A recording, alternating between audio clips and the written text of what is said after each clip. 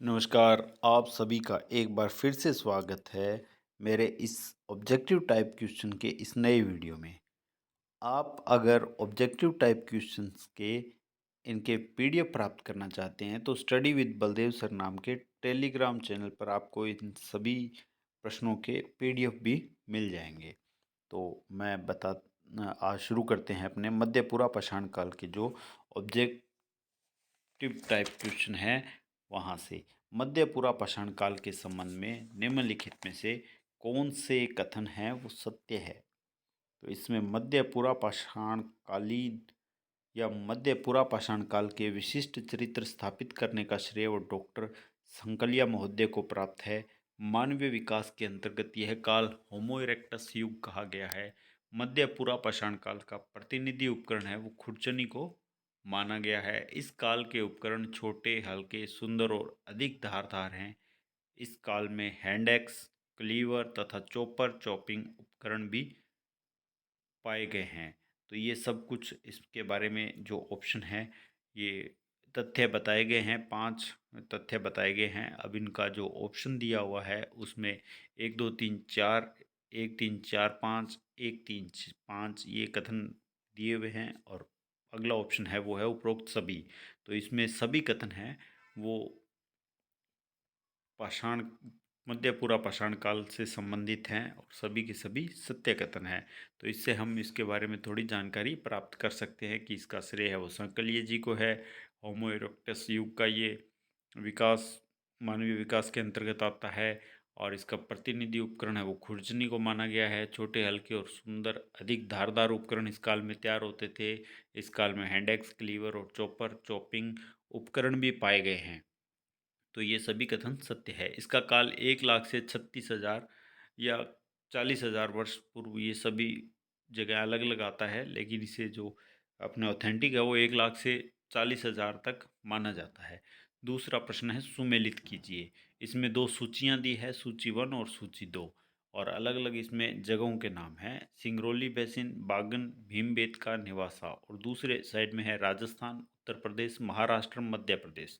आप सभी को पता है कि जो नेवासा है वो महाराष्ट्र में है, भीमबेटका है वो मध्य प्रदेश में है, सिंगरौली बेसिन है वो उत्तर प्रदेश में और बागन है वो राजस्थान में।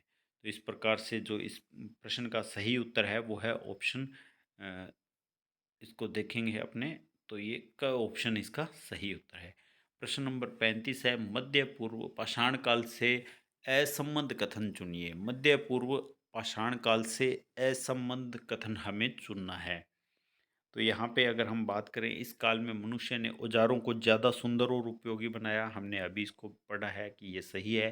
क्वार्टजाइट की जगह जैस्पर, चर्ट इत्यादि चमकीले पत्थरों से फलक हथियार बनाए जाने लगे, ये भी सही है। भारत में इस संस्कृति के अवशेष दक्षिण क्षेत्र से ज़्यादा उत्तर क्षेत्र में पाए जाते हैं, ये गलत है क्योंकि दक्षिण क्षेत्र में इस प्रकार के उपकरण ज़्यादा मात्रा में पाए गए हैं और मनुष्य अब गुफाओं कंदराओं में वास करने लगा था, ये भी सत्य कथन है। तो इसका उत्तर गए ऑप्शन है जो असंबद्ध है।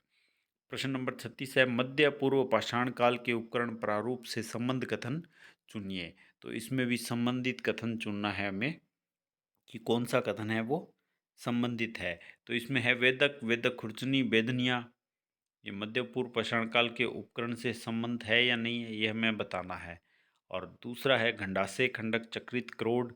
तीसरा है तक्षणी अस्थि उपकरणों की महत्वपूर्ण भूमिका।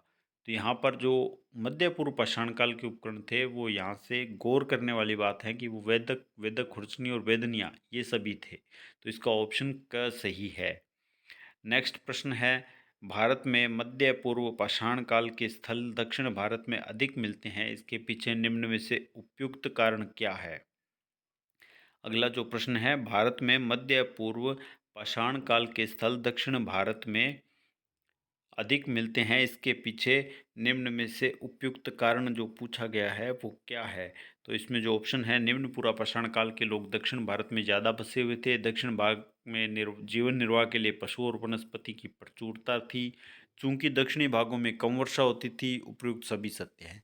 तो इसका जो सही उत्तर है वो ख है, दक्षिणी भाग में जीवन निर्वाह के लिए पशु और वनस्पति की प्रचुरता थी। प्रश्न नंबर 38 है मध्य पूरा पाषाण काल के लावा लवाई तकनीक पूर्वी भाग की अपेक्षा पश्चिमी भाग महाराष्ट्र गुजरात में अधिक स्पष्ट है। लावा लवाई तकनीक से आपका क्या तात्पर्य है? तो ये लावा लवाई जो तकनीक थी, ये इस विधि के अंतर्गत क्रोड के तल से शल्क उतार कर क्रोड को तैयार किया जाता था।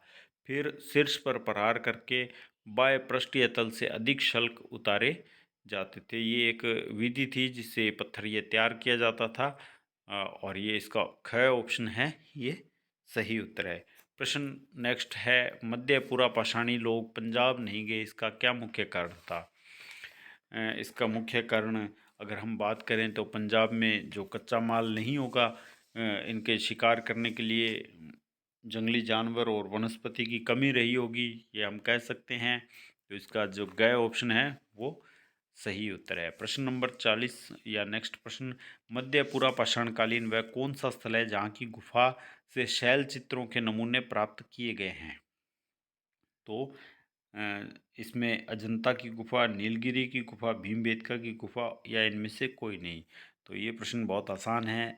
अभी हमने इसका जिक्र भी किया था सुमेलन वाले प्रश्न में, भीमबेटका। मध्यपुरा पाषाण काल के संदर्भ में असत्य कथन कौन सा है? मध्यपुरा पाषाण काल के संदर्भ में असत्य कथन हमें यहाँ से चुनना है। मनुष्य अभी भी पूर्णतः प्रकृति जीवी था।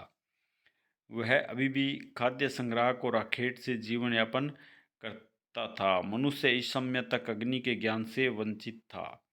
मनुष्य पशुओं की खालों का प्रयोग करना आरंभ कर चुका था। तो यहाँ पे हम अग्नि के ज्ञान से वंचित था, ये कथन असत्य है, उसको अग्नि का ज्ञान हो चुका था। उच्च पूरा पाषाण काल के विषय में निम्न में सत्य कथन है। इस संस्कृति की आयु ईसा पूर्व 36,000 से 9,000 तक मानी गई है। सही है। इसके प्रतिनिधि उपकरण ब्लेड और अस्थि है, ये भी सही है। यह दौर होमोसेपियंस मानव का था, बिल्कुल। उच्च पूरा पाषाण काल होमोसेपियंस का था। इस काल में के प्रसिद्ध स्थल रेनीगुंटा की खुदाई एमएल के मूर्ति के निर्देशन से संपन्न हुआ, बिल्कुल। रेनीगुंटा आंध्र प्रदेश में ये हुआ।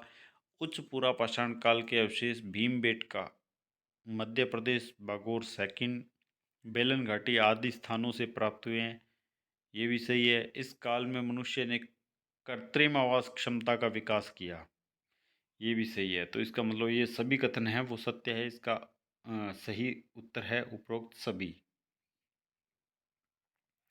अगला प्रश्न है, उत्तर पूरा पाषाण काल के विषय में सत्य कथन नहीं है।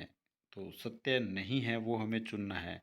स्थूल बनाने की मुख्य सामग्री छोटे तथा स्थूल प्रस्तर फलक का अभाव, अस्थि उपकरणों की महत्वपूर्ण भूमिका, नक्काशी और चित्रकारी दोनों रूपों में कला का व्यापक प्रभाव, उपयुक्त में से कोई नहीं। तो यहाँ जो प्रश्न है वो है, उत्तर पूरा पाषाण काल के विषय में सत्य नहीं है। तो स्थूल बनाने की मुख्य सामग्री छोटे तथा स्थूल प्रस्तर फलक का अभाव नहीं था, यहाँ ये सब कुछ था। तो इसका ऑप्शन का सही उत्तर है।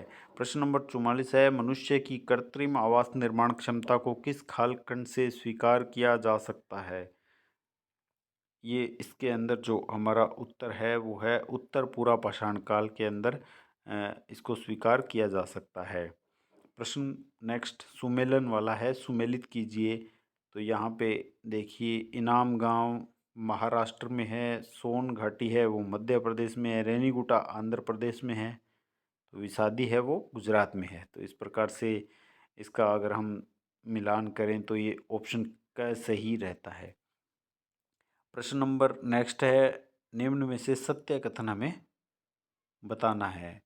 उत्तर पूरा पाषाण काल में गुफा चित्र के अतिरिक्त मूर्ति बनाने और नक्काशी करने की कला भी विकसित हुई। मनुष्य की जीविका का जो मुख्य साधन शिकार के अलावा सामुदायिक जीवन का विकास इस काल में अधिक विकसित हुआ। ये पूरा पाषाण काल के बारे में ही बात कर रहा है। उच्च पूर्व पाषाण काल की अवधि 30,000 से 10,000 के मध्य निर्धारित की गई थी। उपयुक्त सभी सत्य हैं, तो यहाँ सभी कथन सत्य हैं। उच्च पूरा पाषाणकालीन अवशेषों में किस स्थान से हड्डी पर बनी मात्र देवी जैसी मूर्ति मिली है? ये हमने पिछले वीडियो में भी इससे संबंधित प्रश्न आया था, बेलन घाटी से संबंधित है ये प्रश्न।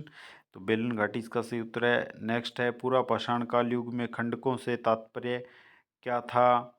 यहाँ पे खंडक से मतलब है कुठार, गंडासा या रुखाली, जो ऑप्शन ग में है, ऑप्शन ग सही उत्तर है। प्रश्न नंबर 49, विकसित सोन संस्कृति का कौन सा काल माना जाता है? विकसित सोन संस्कृति को कौन सा काल माना जाता है? तो ये उच्च पूरा पाषाण काल से संबंधित है सोन संस्कृति, जो विकसित सोन संस्कृति है। प्रश्न नेक्स्ट है, निम्न में से किस स्थानों की खुदाई से यह जानकारी मिलती है कि उच्च पूरा पाषाण कालीन लोग स्थायी आवास की ओर अग्रसर थे? तो ये हमें बागोर सेकंड, जो बागोर भीलवाड़ा राजस्थान से प्राप्त होता है, वहाँ से हमें इसके बारे में पता चलता है कि जो लोग थे वो खुदाई से ये जानकारी मिलती है, बागोर की खुदाई से हमें ये जानकारी मिलती है कि उच्च पूरा पाषाण कालीन जो लोग थे वो स्थायी आवास की ओर अ, अग्रसर थे। तो इस प्रकार से उम्मीद करता हूँ ये प्रश्न आपको अच्छे लगे होंगे और कुछ समझ भी आए होंगे। तो अगर आपको ये वीडियो पसंद आया तो प्लीज़ चैनल सब्सक्राइब कीजिए, लाइक और शेयर कीजिए, और मेरे इन ऑब्जेक्टिव टाइप प्रश्नों के पीडीएफ प्राप्त करने के लिए Telegram channel study with Baldev sir आप चेक कर सकते हैं। Thank you.